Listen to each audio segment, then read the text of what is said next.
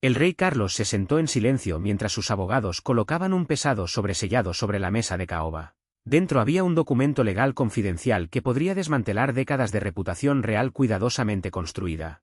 Durante años, los rumores sobre pactos secretos y cláusulas ocultas se habían susurrado por los pasillos de palacio. Pero cuando se leyeron en voz alta las primeras líneas de la carta privada, la compostura del rey finalmente se quebró. La realidad de lo que estaba escrito en su interior cambió el futuro de la corona para siempre.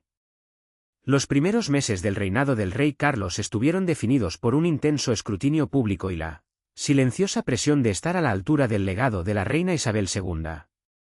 A su lado estaba la reina Camila, una mujer que había librado una batalla de décadas por la aceptación pública. Sin embargo, a puerta cerrada, el peso institucional de la monarquía comenzó a fracturarse bajo precedentes legales arcaicos. Los susurros de los asesores reales sugerían que la unión, aunque legalmente segura, descansaba sobre frágiles acuerdos constitucionales. Mientras millones veían la pompa de la coronación, los expertos legales ya estaban examinando polvorientos estatutos reales que regían la propiedad privada, los títulos y los derechos de sucesión. Estas cláusulas legales pasadas por alto pronto se convertirían en el centro de una tormenta silenciosa que se gestaba dentro de Clarence House. ¿Comprendía realmente el público los compromisos legales necesarios para mantener en pie a la monarquía moderna? ¿O estaban ciegos ante las fracturas subyacentes?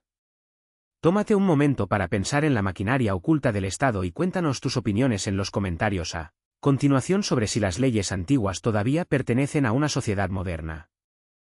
La corona nunca ha sido solo un objeto físico hecho de oro y terciopelo. Es una corporación de tradición, un museo viviente respaldado por siglos de pergaminos y decretos legales vinculantes.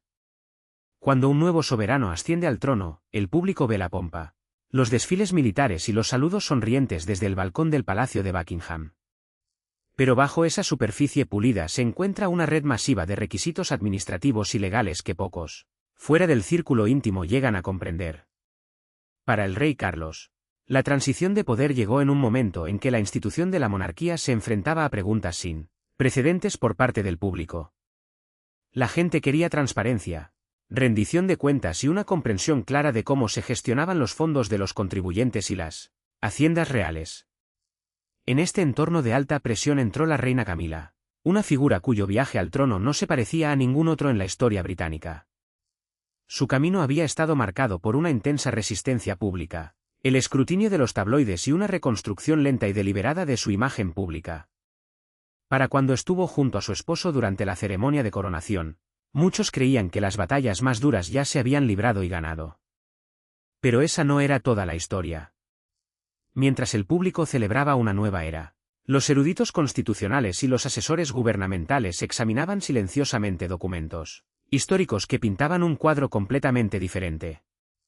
Sabían que la popularidad pública no anula el derecho constitucional, y los documentos antiguos pueden proyectar una sombra muy alargada sobre el presente. Las leyes que rigen los matrimonios reales, los títulos y las propiedades se redactaron hace siglos para un mundo muy diferente, pero aún mantenían el poder legal hoy en día. A medida que pasaban los meses, quedó claro que estos polvorientos estatutos no eran solo reliquias inofensivas del pasado. Eran bombas de tiempo esperando que se diera el conjunto de circunstancias adecuado para desencadenar una crisis constitucional. El equipo legal del rey se dio cuenta de que si estas vulnerabilidades eran expuestas por fuerzas externas, el daño a la corona podría ser catastrófico. Lo que sucedió después empeoró las cosas, ya que los observadores independientes comenzaron a presentar solicitudes de acceso a archivos reales históricos. El palacio ya no podía ignorar el tic-tac legal bajo sus pies. Necesitaban saber exactamente dónde se encontraban antes de que el público se enterara de la tormenta que se gestaba. Y fue entonces cuando las cosas dieron un giro que nadie esperaba, ya que se autorizó silenciosamente una auditoría de emergencia para el otoño de ese año. En el otoño de 2024, se convocó una cumbre privada en una finca real apartada, lejos de las miradas indiscretas de la prensa de los tabloides. Solo un grupo selecto de abogados constitucionales, asesores principales y el propio rey Carlos asistieron a la reunión informativa confidencial. El propósito de la reunión no era ceremonial. Era una rigurosa auditoría legal del estatus personal de Camila y su futura posición en caso de que surgieran circunstancias imprevistas. Se presentaron documentos que detallaban actos de la corona de hace siglos, poniendo de relieve las vulnerabilidades en la forma en que se protegen los títulos reales durante una crisis. A medida que los abogados exponían las posibles lagunas legales, el estado de ánimo en la sala pasó de la calma profesional a la cruda realización. Carlos se enfrentaba a una amarga elección entre proteger la tradición institucional y salvaguardar la paz personal de su esposa. Las implicaciones de esta auditoría se extendían mucho más allá de las paredes del palacio, amenazando con reescribir los límites del poder real. La finca donde tuvo lugar la reunión fue elegida por su absoluta privacidad, enclavada en lo más profundo de la campiña inglesa, donde la seguridad podía gestionar fácilmente la atención no deseada. A medida que los vehículos negros llegaban por las puertas, los hombres y mujeres que bajaban llevaban maletines llenos de registros confidenciales, actos parlamentarios y decretos reales que databan de las eras georgiana y victoriana. Esta no era una reunión de cortesanos que discutían listas de invitados o eventos benéficos. Este era un consejo de guerra de mentes legales encargado de preservar la supervivencia de la corona. En el centro de la mesa se sentaba el rey Carlos, soportando el peso de una monarquía que se sentía más frágil con cada año que pasaba. A su lado, sus asesores comenzaron a exponer la escalofriante realidad de sus hallazgos. El marco legal que respaldaba la posición de la reina Camila no era tan hermético como se le había hecho creer al público. De hecho, ciertas interpretaciones de la ley histórica sugerían que su título y sus privilegios oficiales eran vulnerables, a ser impugnados si el Parlamento decidía intervenir durante un periodo de inestabilidad nacional. Para un hombre que había pasado toda su vida preparándose para el trono, darse cuenta de que el lugar que su esposa se había ganado con tanto esfuerzo podía ser deshecho legalmente por tecnicismos antiguos era un trago amargo de tragar.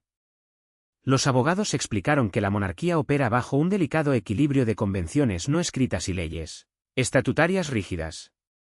Si bien las convenciones pueden adaptarse a las sensibilidades modernas, las leyes estatutarias requieren una acción parlamentaria formal para cambiar, lo que las deja abiertas al debate y a la maniobra política.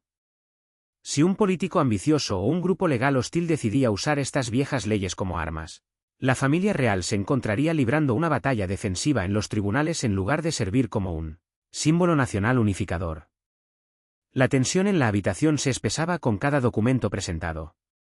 Carlos escuchó atentamente, haciendo preguntas incisivas y directas sobre cómo se podían parchear estas vulnerabilidades sin despertarla sospecha pública. Los asesores no tenían respuestas fáciles. Cada solución potencial conllevaba su propio conjunto de riesgos, que iban desde la reacción pública hasta la fricción familiar interna. La discusión continuó durante horas, pasando de la teoría legal abstracta a la dura realidad personal de lo que significaba para Camila. Ella había soportado décadas de hostilidad, solo para descubrir que la corona misma podría ser la barrera final para su legado duradero. Pero el equipo legal aún no había revelado la pieza más crítica del rompecabezas. Y fue entonces cuando el abogado principal presentó un documento que nadie debía ver. Enterrada en lo profundo de las revisiones legales del siglo XIX había una cláusula poco conocida, relativa a los consortes reales y la gestión de bienes privados. Durante generaciones, los eruditos legales habían tratado esta disposición como una nota a pie de página histórica, asumiendo que no tenía peso en la era moderna. Sin embargo, los recientes desafíos legales presentados por observadores independientes obligaron al equipo legal de la corona a reexaminar cada palabra. La cláusula dictaba explícitamente cómo debían manejarse los bienes y títulos reales durante los cambios radicales en el liderazgo, creando un conflicto directo con los acuerdos modernos. Si se invocaba, la regla podría despojar de reconocimientos específicos y forzar una reestructuración completa de los patrocinios y subsidios reales de Camila. Cuando los abogados se dieron cuenta de la supervisión, supieron que se requería una acción inmediata antes de que el interés público alcanzara su punto máximo. ¿Alguna vez te has preguntado con qué facilidad una sola frase del pasado puede hacer descarrilar a un imperio moderno? El descubrimiento de esta cláusula olvidada envió ondas expansivas a través del pequeño grupo reunido en la sala. La historia está llena de consecuencias no deseadas, pero pocas son tan potentes como las enterradas en textos legales escritos por legisladores que nunca pudieron haber imaginado el siglo XXI. La revisión del siglo XIX en cuestión fue redactada originalmente para evitar el mal uso de la propiedad de la corona durante un periodo de intensa reforma política. Con el tiempo, fue olvidada en gran medida, acumulando polvo en los archivos nacionales mientras la monarquía modernizaba su imagen pública. Sin embargo, a los ojos del derecho constitucional moderno, los viejos estatutos no expiran simplemente porque son viejos. Deben ser derogados o enmendados activamente por el Parlamento. La supervisión significaba que un retador legal inteligente podría teóricamente usar esta cláusula para cuestionar la legitimidad del estatus oficial de Camila, obligando al gobierno a un debate público incómodo y perjudicial. A medida que los abogados leían la redacción exacta del texto en voz alta, el lenguaje arcaico sonaba casi surrealista en una sala de juntas moderna. Había hablado de los activos de la consorte real retenidos en fideicomiso bajo condiciones que ya no existían, creando una paradoja administrativa imposible. Si la prensa alguna vez se apoderaba de esta información, los titulares se escribirían solos, retratando a la familia real como desconectada de la realidad y legalmente vulnerable. El rey Carlos comprendió las apuestas de inmediato. No se trataba solo de trámites burocráticos o tecnicismos legales. Se trataba de proteger la dignidad de su esposa y la estabilidad de su reinado. Al mundo moderno le encantan los escándalos, y los medios de comunicación convertirían un descuido legal olvidado en una crisis constitucional a gran escala en cuestión de horas.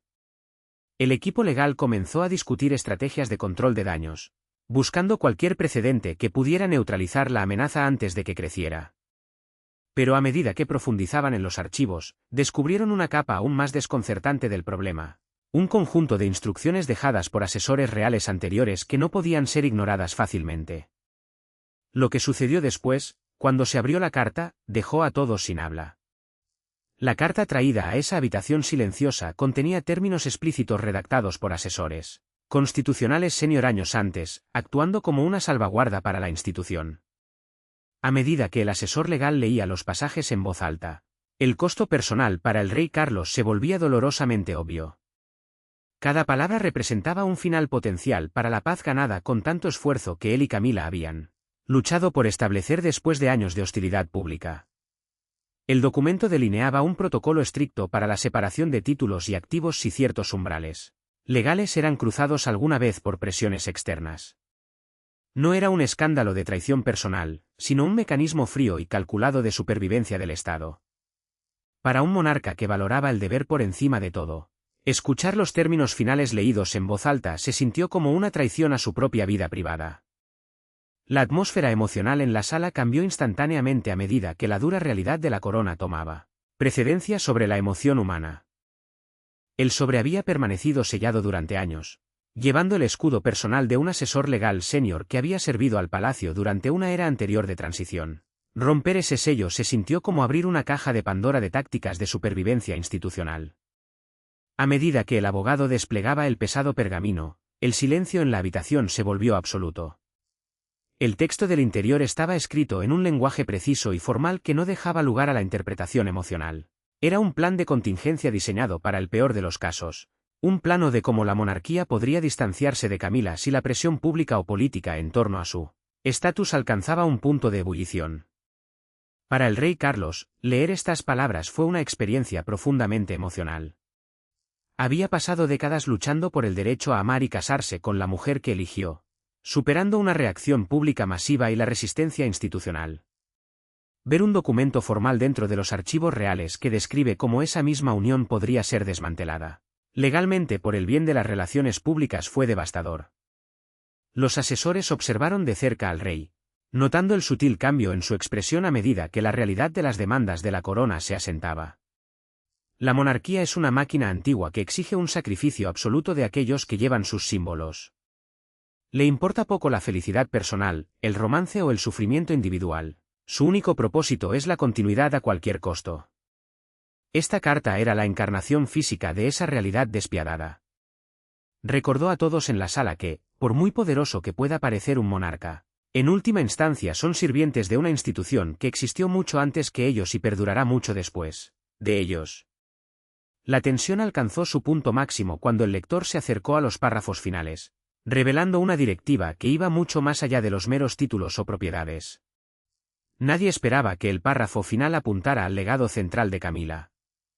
La sección final de la carta detallaba el plan de contingencia definitivo, uno que requería que Camila renunciara a derechos ceremoniales específicos para proteger la posición pública de la monarquía. Era una medida preventiva diseñada para neutralizar los inminentes debates políticos antes de que pudieran Llegar al Parlamento.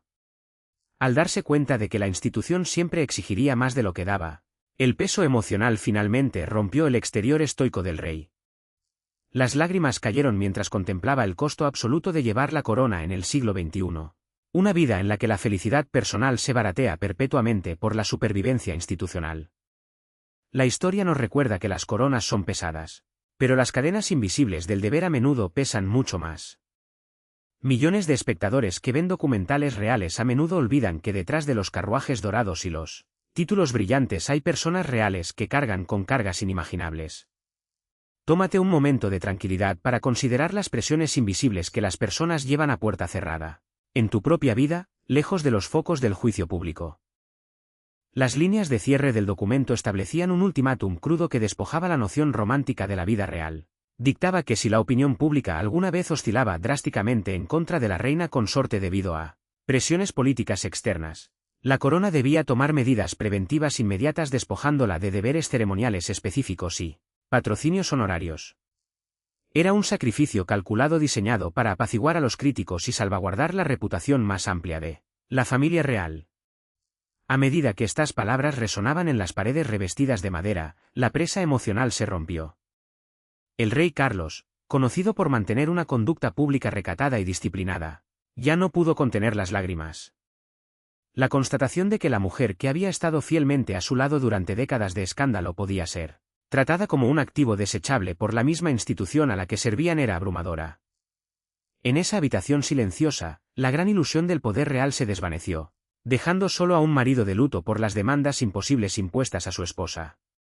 Fue un recordatorio aleccionador de que cada privilegio viene con una etiqueta de precio oculta, a menudo pagada en moneda emocional. Los asesores desviaron la mirada, respetando el dolor privado de un monarca atrapado entre su profundo amor por su esposa y su deber absoluto con el Estado. No hubo un arrebato teatral, ni gritos de enojo, solo la tristeza silenciosa y pesada de un hombre que comprende el verdadero costo de su corona. Pero la historia no terminó con lágrimas en una habitación privada. Las realidades legales exigían decisiones inmediatas que darían forma al futuro de la monarquía para las generaciones venideras. Sin embargo, la verdadera consecuencia de esta carta estaba oculta en una fecha que aún no había llegado. Con la lectura concluida, los abogados empacaron sus maletines y dejaron al rey a solas con sus pensamientos y el fatídico documento. La realidad legal no podía deshacerse, pero cómo y cuándo se haría cumplir seguía estando enteramente dentro de la discreción real. El reinado de Camila como reina consorte estaba ahora ligado a un nuevo conjunto invisible de restricciones que priorizaban la supervivencia institucional sobre la seguridad personal. La evidencia documental reunida en esa sala demostró que la monarquía británica es una máquina frágil que equilibra constantemente al borde de la tradición y la obsolescencia. Mientras Carlos miraba por la ventana los jardines de su finca, la silenciosa lucha de su reinado se volvía crudamente clara. La historia de la corona no termina con una sola carta, sino con las silenciosas elecciones que se hacen todos los días a puerta cerrada. Si crees que este fue el giro final en la saga real, espera a ver qué documento está programado para ser desellado el próximo año. Las secuelas de esa reunión dejaron una marca indeleble en las operaciones diarias de Clarence House. Si bien el público solo vio las sonrisas pulidas, los cortes de cinta y los banquetes de estado, el círculo íntimo operaba bajo un sentido de vigilancia recién intensificado. Las vulnerabilidades legales habían sido identificadas y se estaban tomando medidas silenciosamente para modernizar los estatutos obsoletos antes de que el Parlamento pudiera usarlos como palanca. Sin embargo, las cicatrices emocionales de esa tarde seguían frescas. El rey Carlos entendía mejor que nadie que la supervivencia de la corona requería un compromiso perpetuo, una voluntad de doblarse para no romperse bajo el inmenso peso de la historia. La reina Camila, ajena a las formulaciones legales exactas discutidas detrás de esas puertas cerradas, continuó sus deberes con la resolución constante que había definido sus últimos años.